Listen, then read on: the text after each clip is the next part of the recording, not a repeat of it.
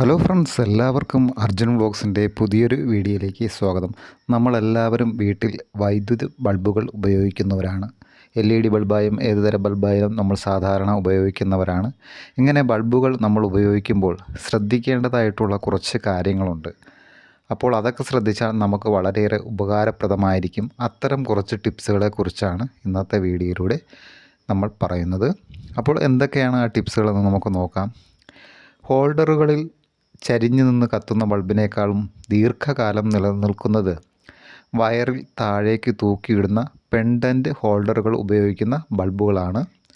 അതുപോലെ തന്നെ കത്തുന്ന ബൾബിൽ വെള്ളം വീഴാനിടവരുത്. ബൾബ് പൊട്ടിത്തെറിക്കാൻ സാധ്യതയുണ്ട്.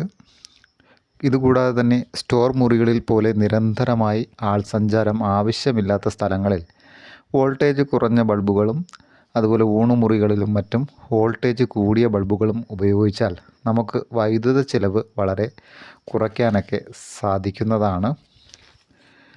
വോൾട്ടേജ് വ്യതിയാനം അടിക്കടി ഉണ്ടാകുന്ന സ്ഥലങ്ങളിൽ 250 വോൾട്ടിൻ്റെ ബൾബുകൾ ഉപയോഗിച്ചാൽ ബൾബുകളൊക്കെ ഫ്യൂസാകുന്നത് നമുക്ക് കുറേയൊക്കെ കുറയ്ക്കാൻ കഴിയും. അതുപോലെ ഫ്യൂസായ ബൾബിൻ്റെ ഫിലമെൻറ്റ് കൂട്ടിച്ചേർത്ത് വീണ്ടും ചിലരൊക്കെ കത്തിക്കാറുണ്ട്. അങ്ങനെയൊന്നും ചെയ്യരുത്. ചിലപ്പോൾ ബൾബിനുള്ളിൽ ഉണ്ടാകുന്ന ഉയർന്ന താപം മൂലം ബൾബ് പൊട്ടിത്തെറിക്കാൻ സാധ്യതയൊക്കെയുണ്ട്.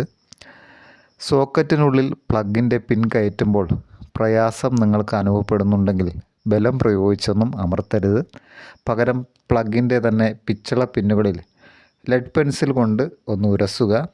അതുപോലെ ഇത്രയൊക്കെയാണ് ബൾബിനെ കുറിച്ച് ഉള്ള ടിപ്സുകൾ. അപ്പോൾ ഈ കാര്യങ്ങളൊക്കെ നമ്മൾ ശ്രദ്ധിക്കുക, ഇങ്ങനെയൊക്കെ ചെയ്യുക. അതുപോലെ ഇലക്ട്രിക് ബൾബുകളിലെ പൊടി കളയാൻ വേണ്ടിയിട്ട് നമുക്ക് ബൾബ് ഊരിയെടുത്ത ശേഷം മണ്ണെണ്ണ മുക്കിയ പഞ്ഞി കൊണ്ട് തുടച്ച് വൃത്തിയാക്കാൻ സാധിക്കുന്നതാണ്. അപ്പോൾ ഇത്തരത്തിലുള്ള ടിപ്സുകളെല്ലാം എല്ലാവർക്കും ഇഷ്ടമായി കാണുമെന്ന് വിശ്വസിക്കുന്നു. അടുത്ത ടിപ്സുകളുമായി അടുത്ത വീഡിയോയിൽ കാണാം.